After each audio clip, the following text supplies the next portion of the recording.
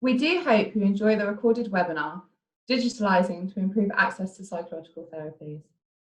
Please do leave your thoughts in the comment box below, and also don't forget to subscribe so that you receive the latest content as we release it. It gives me great pleasure to introduce your speaker for today, Ross O'Brien. He is the London Digital IAPT Programme Lead at the Healthy London Partnerships and also the Digital Innovation Director at Central and North West London NHS Foundation Trust. Thank you very much for the introduction, Vanessa. So, what I'm going to cover today, these are the key learning areas that I'd like to talk about. So, we're going to look at how there's been a huge digital change and how we can use that new digital environment to maintain the well-being of service users. We're going to look around how we can creatively use the platforms that are available to us to improve our communications with service users and how we might use them to best effect. I'm going to talk to you around some digital innovation that we've been working on in London for quite some time around assessment and referral processes, and also talk to you about some of the other work that's going on elsewhere across England in IAPT services as well. And then hopefully I'm going to leave you with some ideas around how you can future-proof your service or jointly your services across your local patch, your trust patch, your STP or your ICS patches as well. So without any further ado, I will enter into the presentation. So what I'd like to do initially is to frame the work of IAPT in terms of what's happening globally. I was lucky enough to be part of a paper by an author called Becky Inkster, and as mentioned previously, these slides will be available for everybody to look at after, and the link to the paper is within the slides. Essentially, the paper looks to understand what's happened in the weeks following the rapid spread of COVID from Wuhan in China internationally. And it examines a number of different channels and routes and how the population has responded in terms of their mental health needs digitally. So it looks at a variety of sources, from the sources that we would probably expect in the UK in terms of the digital therapy providers like IESO, Silver Cloud, Mind District, ICS Therapies, Dr. Julian, Big White Wall, all of those sort of common IAPT digital therapeutics. It also looks wider internationally in terms of American, Asian, African, a variety of different digital therapeutics providers, but gains insights from the dark web, from financial industries, academic bodies, and really starts to paint a picture that in those initial weeks following COVID, there was a huge move online for health-seeking behaviours around mental health. And I think the paper tries to highlight that shift could potentially, in weeks, months, and years to come, have a huge impact on what we'll see in terms of people's mental health, and whether mental health might have an actual bigger impact in the long term than the physical impacts of COVID and the horrific, huge death rates that we hear of currently. And it's set in the context of, in IAPT services, and I'm sure you'll know this and have seen this for yourselves, but a reduction in referral rates into services. So I think the average for London currently is a 30 to 50% reduction in referrals, and certainly amongst the London services, we're still seeing that reduction. We're still seeing less referrals than usual. So the context of all of this, the presentation today is we're seeing a rapid shift onto digital, and do we have the right tools to respond to it? And hopefully throughout this presentation, you'll either get some ideas or be able to pick up some of the stuff that's available out there already.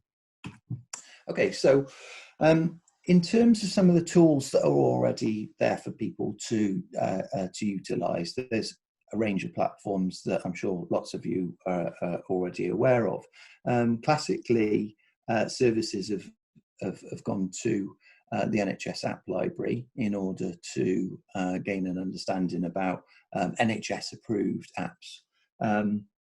More lately, the repository that's available via Orca is larger than on the NHS apps library, and is regularly updated and gives you a really good insight into which are the best apps for not only mental health but a range of health needs, and it's a really helpful place if you're not aware of it already.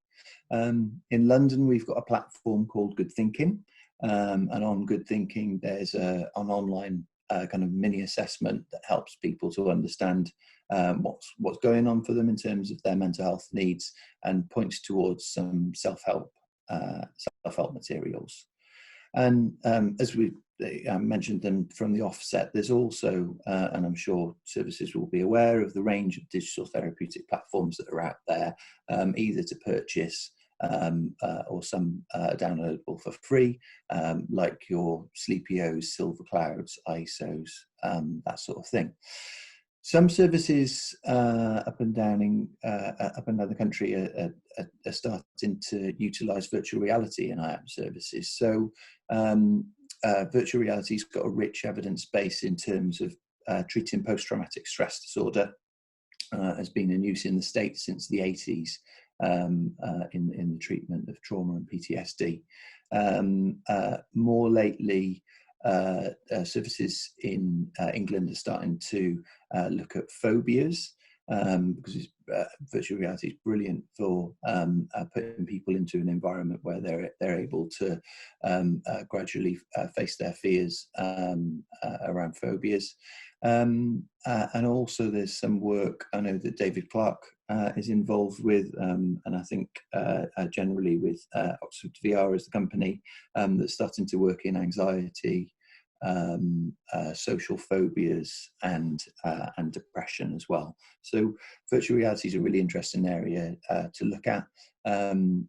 My former role as the Grenfell Health and Wellbeing Service lead, we also used VR to engage the community. So we used it as a way to actually an icebreaker in conversations out with the community, and found actually it was a brilliant way to spark a conversation and to start a conversation around mental health. So those are the range of platforms that are available to services currently, and I think are starting to become mainstream, or already quite mainstream. Also, there have been some developments in the electronic patient record platforms that we use in terms of IAPT and PCMIS. You will have seen, I think, on both platforms, some shifts towards prediction models, using the data within the system to help clinicians make choices about how they work with patients, and some streamlining of assessment pathways as well. I know that there are different offers between the electronic patient databases, but certainly the data starting to be used wisely within those systems as well. I'm also going to talk to you about this huge shift in terms of digital communication. So, as I'm talking to you now, we've shifted in IAPT services very rapidly from a face-to-face or a phone-based service to digital first or video conferencing. Lots of us up and down the country are getting used to this new normal. I'm here presenting to you today from my bedroom, which I wouldn't normally have expected to have done just a few months ago. And all, you know, that new way of working is brilliant. There are so many benefits in terms of engaging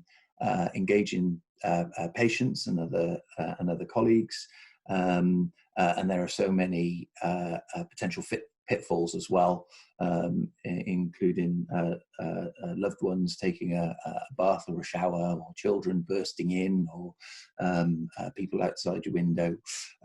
So there are lots of challenges, but also lots of opportunities in terms of the new methods of digital communication.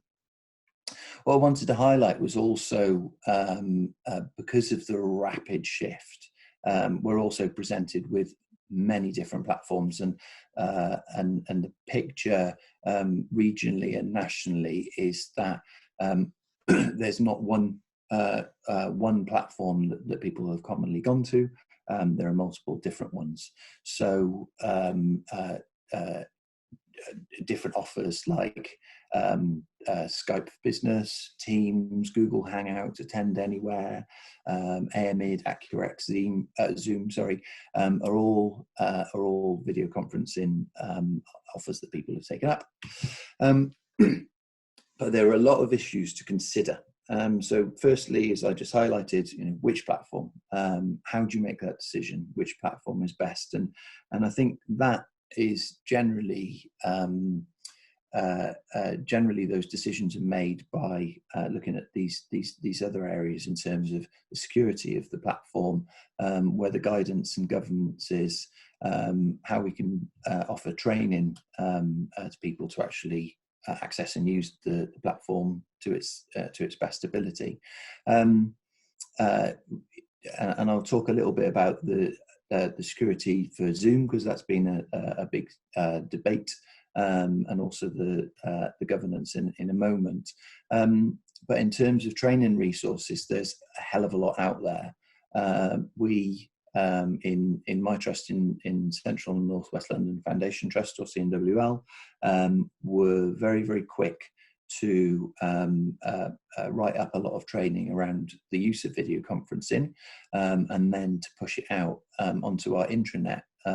But also those resources are freely accessible. So when I share the slides, you'll be able to click into the training part and see governance and training videos and downloadable information around how to access those platforms.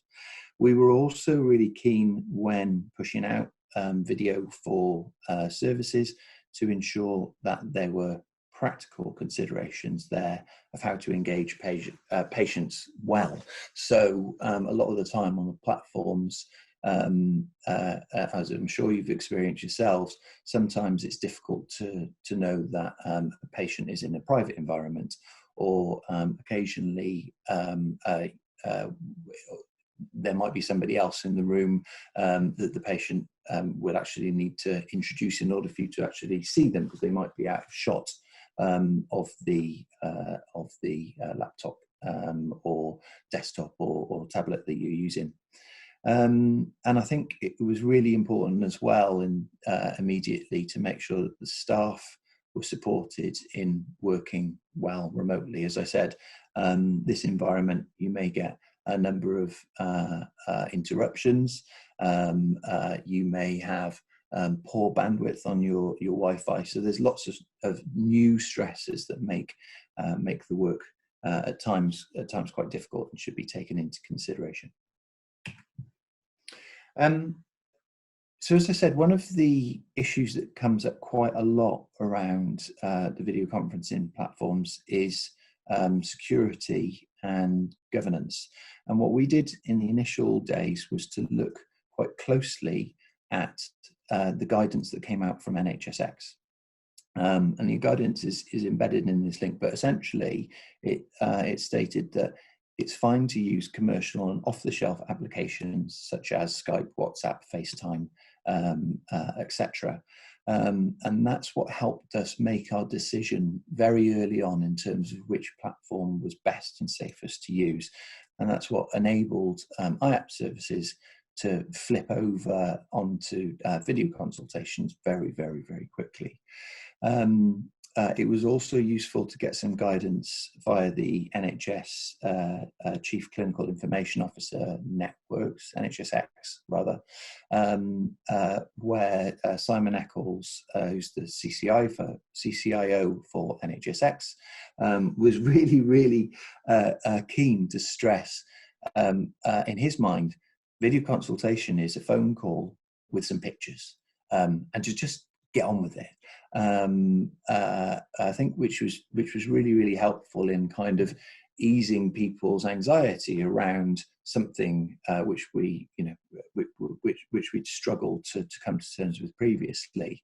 I've personally been working to enable IAPT services to work for video consultations for well over 3 years, and I found all of that work was shrunk into the space of 2 weeks. So all of that change and all of the services came across and started to work in video in a very short period of time. And I think around that security, it's helpful to know that, you know, Downing Street uses Zoom for its parliamentary, its updates, daily updates, and also the Parliament's using Zoom as well. What's very helpful is that subsequently NHSX has also, following this link here, given a list of assured video consultation systems. And what's even more helpful is they've posted information about how they can be essentially funded. So a lot of services now are starting to use platforms like Attend Anywhere. Certainly in London, there's a supported rollout with that. But trusts are able to now gain access to platforms which are built specifically for health, and so have health in mind in terms of the design of waiting rooms and information that goes out to patients previous to a contact or a session with a clinician.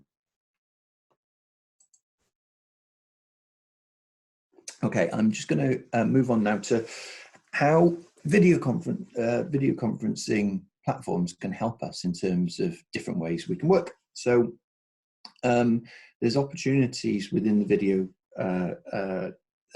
conferencing platforms to do stuff like this, to screen share. So at the moment you're looking at my screen, and it means I can put up whatever content is helpful for the clinical sessions with the patients. So I can play videos, I can share presentations like this,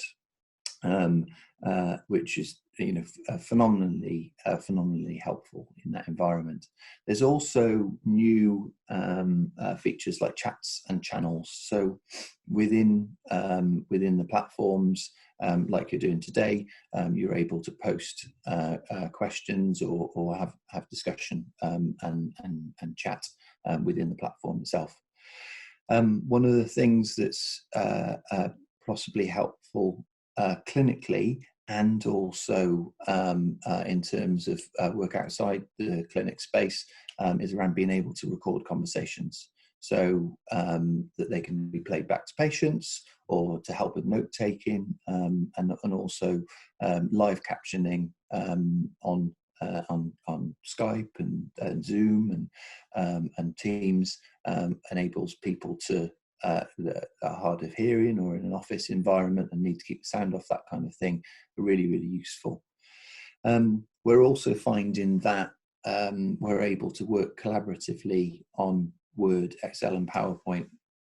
Obviously Teams has been pushed out across the NHS, and now anybody with an nhs.net email can download it, and it has a feature where you can collaboratively work on a document. So you can open up a Word document and everyone can work on it at the same time. Same with Excel, same with PowerPoint, which when you work with Teams is brilliant. You know, it means that everyone can contribute in that same space. the shift towards digital has also enabled us to work remotely much better. So, you can work across a smartphone, a laptop, a tablet. You can use that in the clinic space, or you can use it at home, out in the community. And I'm sure as lockdown starts to ease, hopefully we'll maintain that and move that into our common practice on a day-to-day basis. And also, there's an ability for the ways of working to integrate some common apps that we use into Microsoft Teams. Certainly gives you the ability to do that. So things like if we use Slack or Trello or a range of different apps, they can be plugged into Microsoft Teams to make working even easier as well.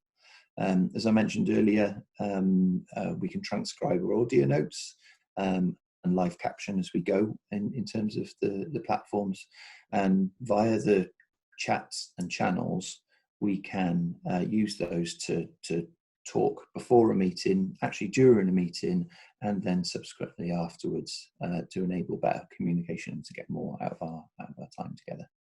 So that's some of the opportunities that the new ways of working and new digital platforms offer us. And now move on to look at our next section, which is around digital assessments and referrals. So a piece of work that we've been doing in London for about 18 months now is looking at how across London we can have an online assessment. And some of the benefits for that particular assessment are around increasing the speed at which patients can access services, targeting vulnerable groups via social media. So if we're able to use an electronic triage, we can reach out to particular demographics and encourage them to access the services directly.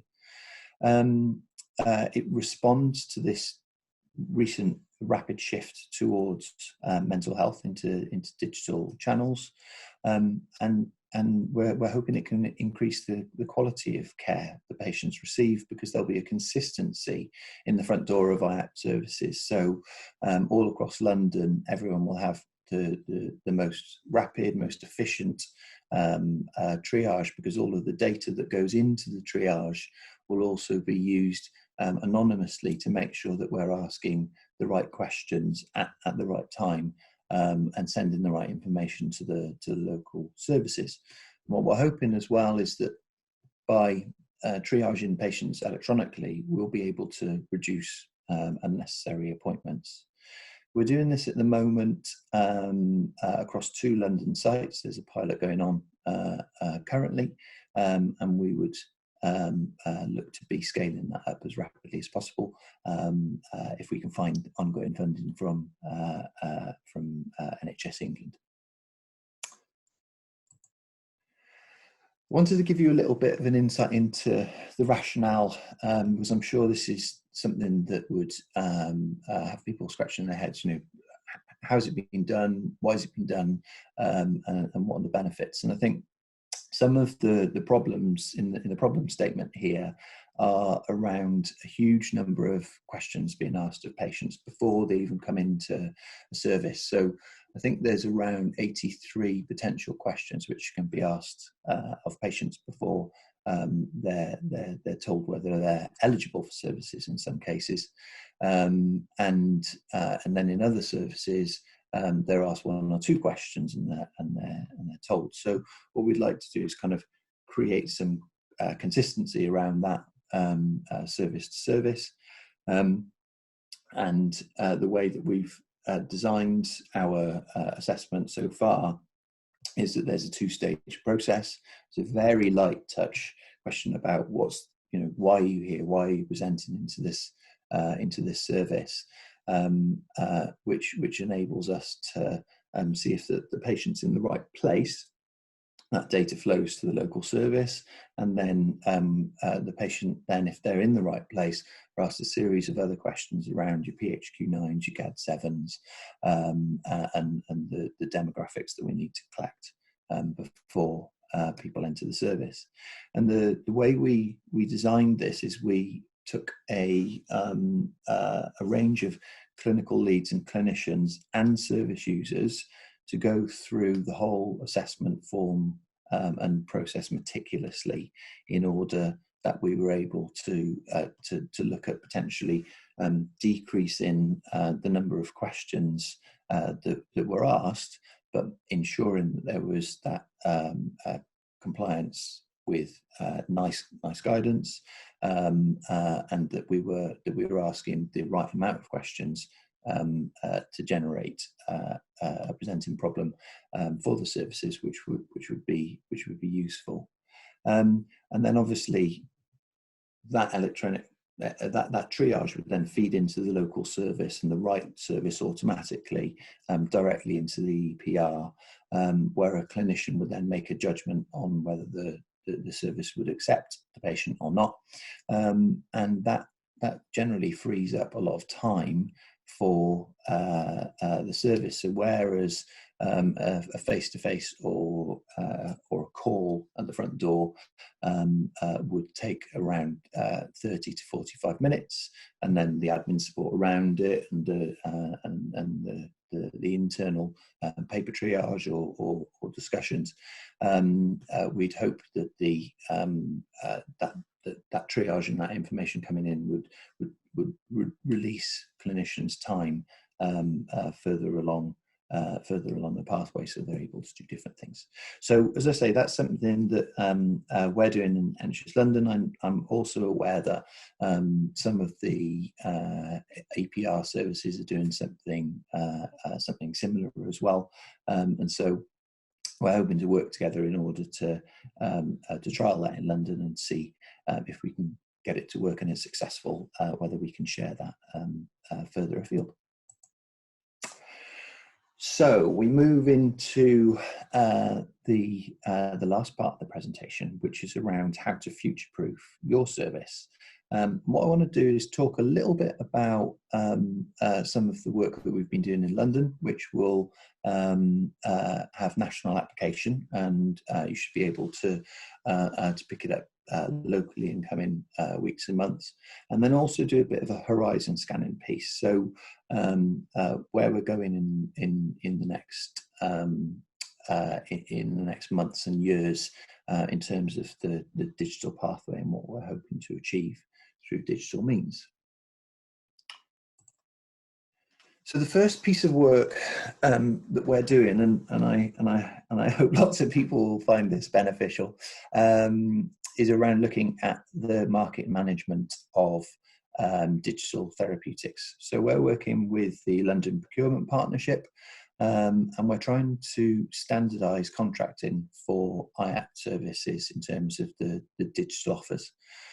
What this means in reality is we are engaging with the big suppliers like ISO, Silver Cloud, Mind District, Big White Wall, ICS, all of those sorts of organisations, to try and find the best price for block contracts for those solutions, in order that, rather than all of those organisations individually coming to your services on a one-to-one basis, and what we find in that methodology is there's duplication. That conversation's happening hundreds of times up and down the country, but B, there's an inconsistency in pricing from borough to borough and service to service. So our aim is to increase the offer that we get from those digital providers in terms of the whole range of their offer, rather than part of it with bolt-ons, but at a cheaper price.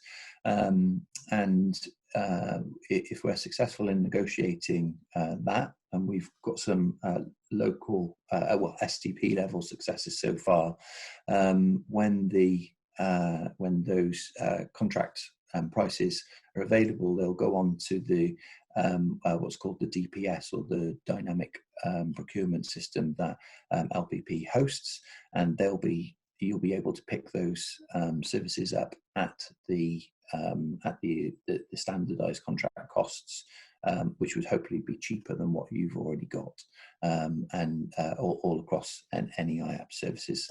That won't be restricted just to London. Secondly, it was recognised that a lot of the failings of digital therapy products previously, and the adoption of them and the uptake of them and the success of them was around the missing link was staff being digitally literate. So a lot of the time digital therapeutics were introduced. They looked to kind of mimic the pathways and clinical procedures within services. Then there was a training for staff on how to use the platform for a short period of time, and then the service was deployed. And what normally happened was a few staff would pick it up, who were kind of potentially more digitally savvy than others, and the contracts generally aren't used unless there was really strong leadership and a really strong support to use those services across the piece. And so what we're looking to do is to ensure that all staff feel competent to use digital products, and so in order to do that, we've with Orca have done a baseline study of where people feel they are in terms of their digital readiness in London a couple of months back, and we'll look to now, having worked with Health Education England and the British Psychological Society, complete some of the fill in the framework that we've completed, send that out to services so that they're able to pick it up and staff are able to be trained, and then do a comparative study of where people feel they are in terms of their digital readiness and ability to use those the products and solutions. I think we will also be benefited by people have literally just been pushed into a new digital world, and have had to learn on the fly how to do all of this, how to engage in video conferencing, how to use the digital products that are available as well. So I think that will be another benefit, but to have it underpinned by a training program that's been developed with HE and the British Psychological Society and clinicians will hopefully be further beneficial. So the next area where we're focusing on for London at the moment is around webinars. In terms of engaging the population en masse, webinars are a brilliant way to do that. And you know, in terms of future-proofing your services, I think if you haven't already got some webinars up and running for the current groups that you've got, it's something you should seriously be considering. But in terms of reaching out much further and doing kind of population level education and therapy, it's something that we're certainly doing in London and urging the services to do jointly. So across London, we will be hosting a range of webinars. There will be three kind of thematic groups. There'll be one closed group for NHS frontline staff, or generally NHS staff that are affected by COVID. And there will be different themes for those sessions on a week-by-week basis. We'll also be looking at patients that are on waiting lists, and ensuring that generally they've got some webinars that are aimed at them, because there might be some patients that referred and are still on waiting lists, and COVID has happened and has kind of doubly impacted them, or there might be some patients languishing on longer waiting lists because the capacity in IAPT has decreased.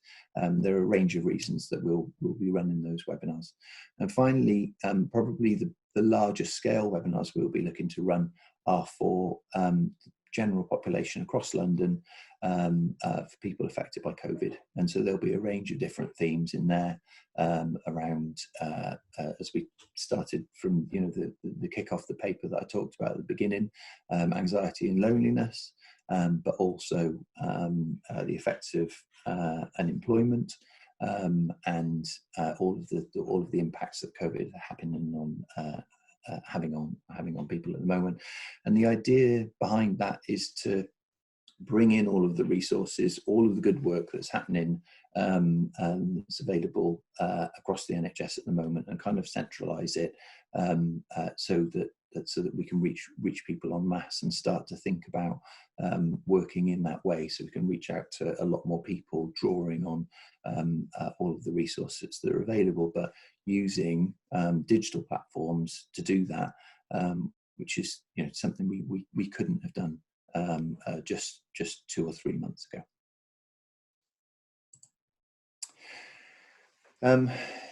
One of the other areas that we're rapidly working on at the moment is a workforce resilience platform. So up and down the country, there's a national offer for NHS staff, local authority staff, health and social care staff to access a range of digital products like Shout, SaneLine, Samaritans Online, that sort of thing.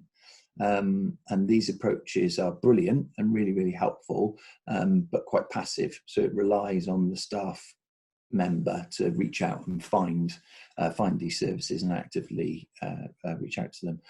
What we're looking at doing in London is piggybacking on some of the good work that's happened in North East London Foundation Trust. Is currently about to be stood up across North West London STP patch, so CNWL and West London Mental Health Trust working together, and we've started a conversation with the rest of the London STPs or ICSs, London services, to think about how we can stand up a health chat platform. The platform that's been stood up in North East London Foundation Trust is essentially on the intranet. Is a place that staff can receive live wellbeing support. So it's got a range of podcasts, webinars, downloadable pieces of information that staff can seek out themselves.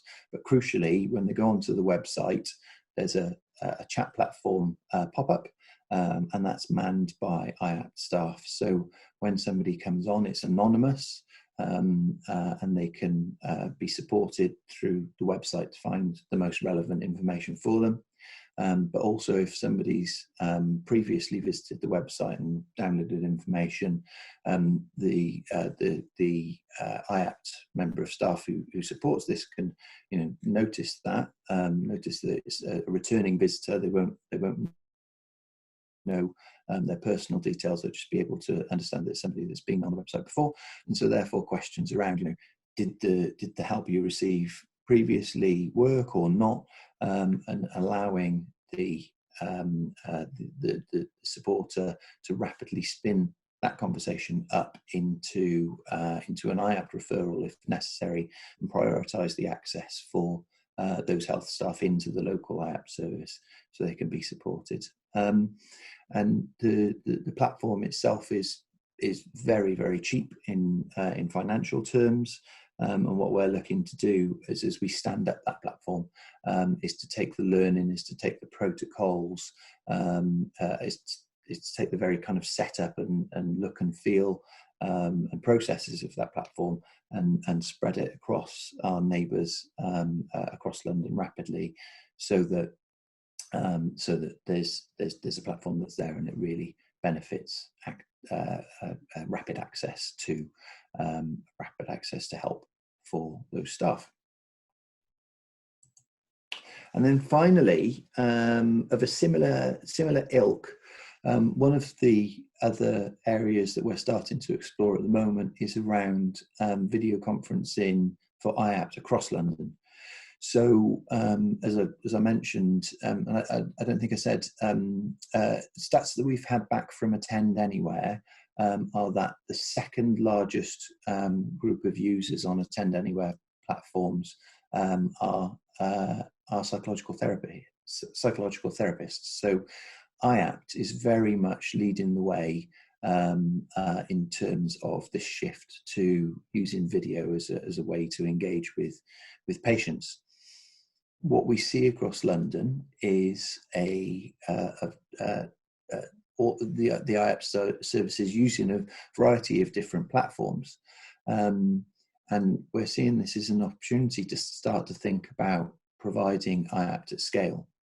And the reason why we do that is essentially you, as a patient, you to have different outcomes and different access to IAPT services according to the postcode of your GP. So you might have access to long-term condition support in one service, or mother tongue therapy in another, or better access to employment support in one more than another, or specialist therapies like trauma or perinatal. And what we'd like to offer is the ability for somebody via the e-triage first to then come into the video platform and to essentially see the first available clinician that can help support their needs. So where we know from the help of the national IAPT support team, I remember a gentleman called Michael Watson's words very, very clearly that in order to decrease waits overall, have fewer waiting lists. So if you've got in every London IAPT service, or every one of 32 IAPT services, if you have 5, 6, 7 different care pathways within that service, that you're looking at hundreds of different waiting lists across London. If you can reduce that and use digital platforms to enable patients to get to the therapist that they need in a smarter way, in a faster way, then I think there's a lot to be thought about in that. And it's, there's a lot to think about. How the money moves across the system, how supervision moves across the system, but we know it's been done. We know, in the private sector, organisations like Babylon do it quite successfully. So I think this is a perfect opportunity for us to think about how we work differently in the future, and how we work differently because of the shift to digital. Okay. I have talked for approximately 43 minutes, which is probably good, and it's probably time to invite Vanessa back, who should hopefully have some questions for us as well. Hi, hello, thank you so much for that talk. That was very interesting. And I do have some questions here. So firstly, we have, are there any plans to increase adaptation of automation like e-triage or artificial intelligence? Well, hopefully I covered the e-triage piece. Certainly for us in London, it's something that we're looking to do and to scale up across London.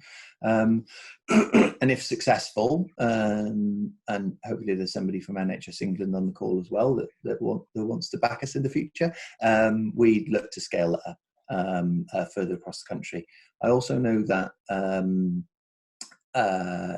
some of the other electronic patient record suppliers are also looking at developing e-triage within their offer too. In terms of automation, I didn't actually go into automation in this presentation, but I'm really glad somebody's asked that question. There is a process called robotic process automation.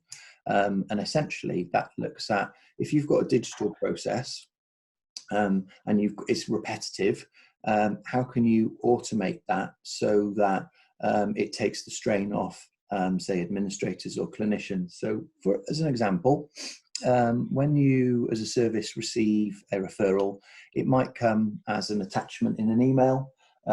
Your administrator might then have to open IAPT or PCMIS and then another secondary care patient database, and that that process might involve lots and lots of clicking to gather enough information to then upload the referral and put that onto the patient database. That process via RPA, or robotic process automation, can be automated. So if you think in a service you might get 10,000 or more referrals in a year, if you look at if your trust has started to do RPA or automation, you might be able to join in on that and automate that process and essentially take away all of that work from the administrator. So yes, there are, I think at the moment, it's on a trust by trust basis. So if your trust or organisation has purchased RPA or robotic process automation, it's best to try and dig out your CCIO or CIO or digital innovation lead like myself, and ask them, because it can really help free up time and capacity. I've had two questions regarding Zoom. So they read, our trust seems to think that Zoom is not safe, but we think it's the best option for our groups. Any thoughts? Another one reads, is Zoom therefore a safe option in the workplace? Yeah, this is the question that's been asked 1,000 times. So look, I'm not the person that can say yes, use it. You can quote me, and then I'll get sued in the future. However, as I said in the presentation, the NHSX guidance is out there and it's really clear. At the moment, we should be using an appropriate platform to talk to people. Zoom has come under absolutely loads of scrutiny, and I think a lot of that is the fact that it's become the go-to platform. They've done a hell of a lot of work to increase their security. They've done a hell of a lot of work to ensure that people are aware of how to use the platform in a really secure way.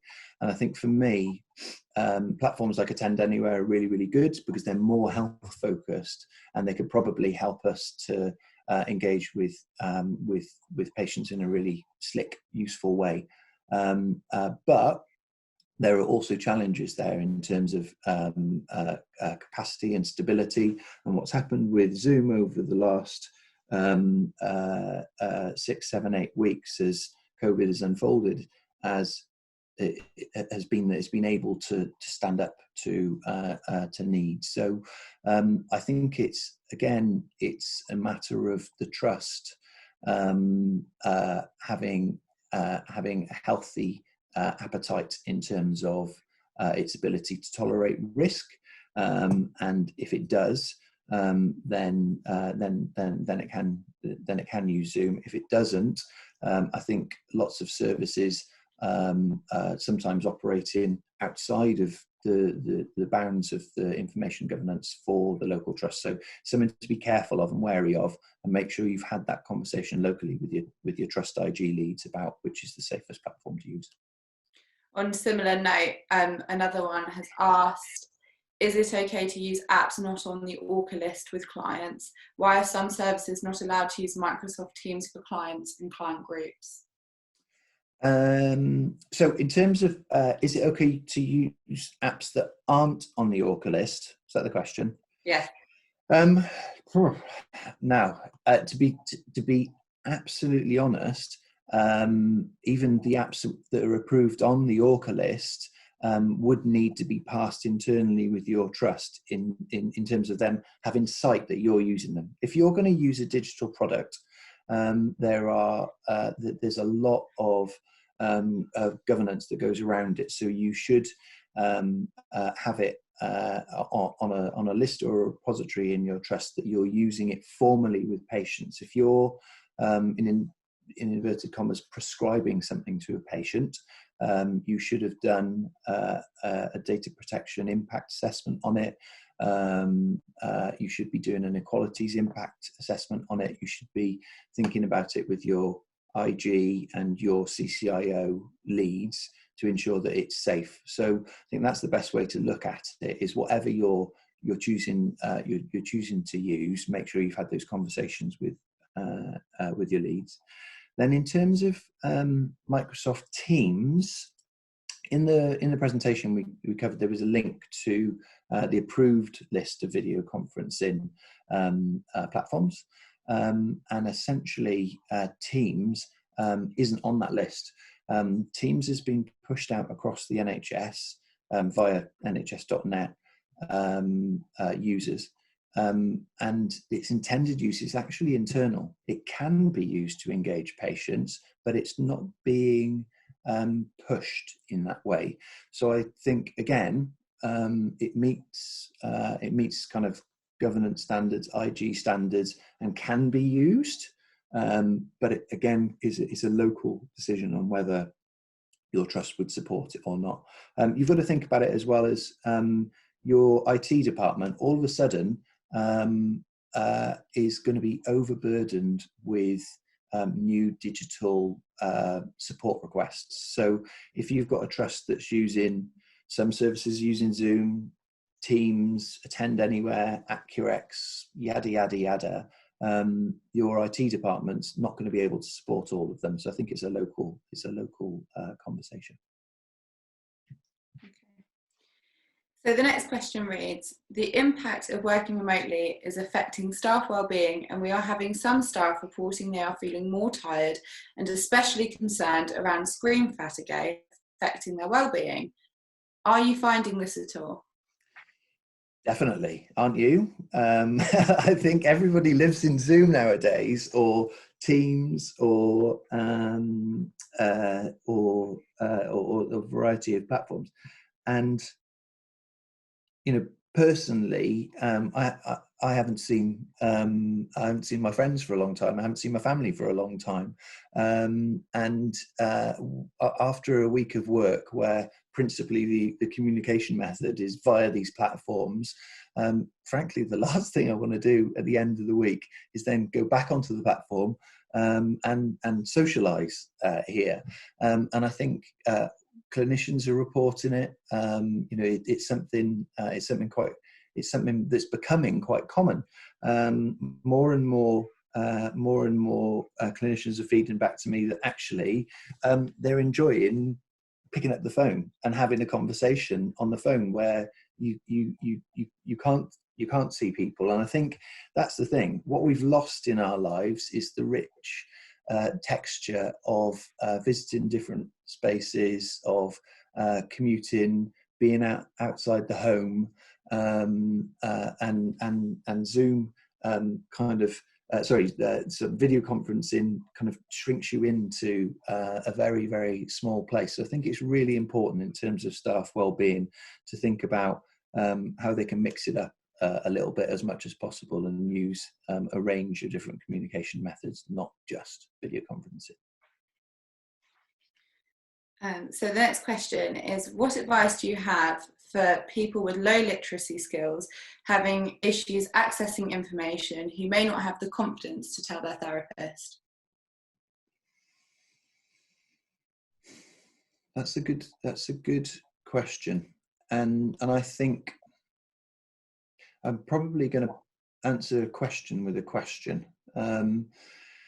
We're in a very new phase at the moment, and one of the things that have come out of certainly London services is, what do we also do where patients don't have access to smart devices, don't have access to enough data to make a video call, don't have access to their own device. I think all of these things we are going to struggle with.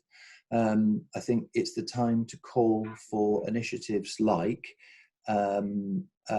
where people have literacy issues, or where people have financial hardship and aren't able to afford a tablet or a regular Wi-Fi subscription, that kind of thing. I think this is the time that we need to be calling for those kind of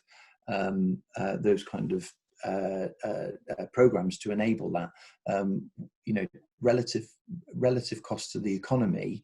A smart tablet like a I'm not endorsing this, but like an Amazon Kindle Fire is, I think it's 50 to 80 quid. And that gives you the ability to do a video call. I think we will hopefully see a shift in terms of the government and charities thinking about how we digitally enable everybody, and that can't come soon enough, to be honest. So we have time for 2 more questions.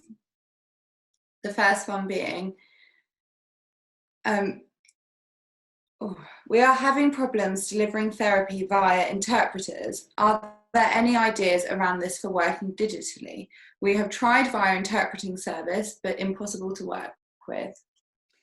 I'd be interested to hear more about that question, because for me, the way a lot of services are working with interpreters now is to have a video conference where there are 3 participants in the room. So there's the service user, the clinician, and the interpreter.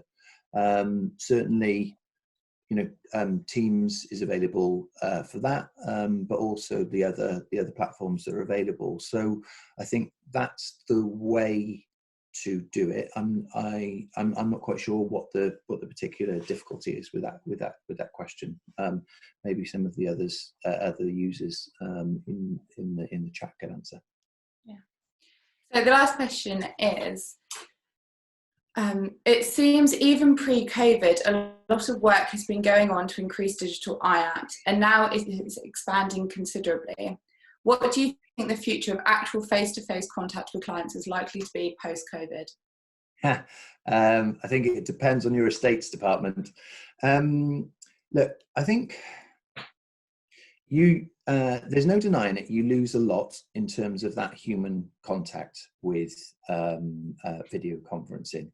And I think a lot of patients would prefer face-to-face than video. But equally, I also think a lot of patients would prefer video than face-to-face. So, you know, some of the benefits that are really clear and apparent in recent weeks have been that people can't travel at the moment, but when lockdown is eased, you can save up to an hour each way of commuting. You can save money on that commute or getting to your appointment. You can fit appointments into your daily work environment much easier. You know, if you disappear for an hour at work, you've kind of had your lunchtime, and you could be finding a quiet space to go and have a session with a therapist. Whereas if you need to be seen face to face in the day and you've got a job, it can mean, you know, 3 hours or more in terms of the commute side to side and the actual session itself. So I think we'll see a mixture of face to face and in person, but also this offer, which is going to benefit patients for the better in the future, I would hope. Thank you.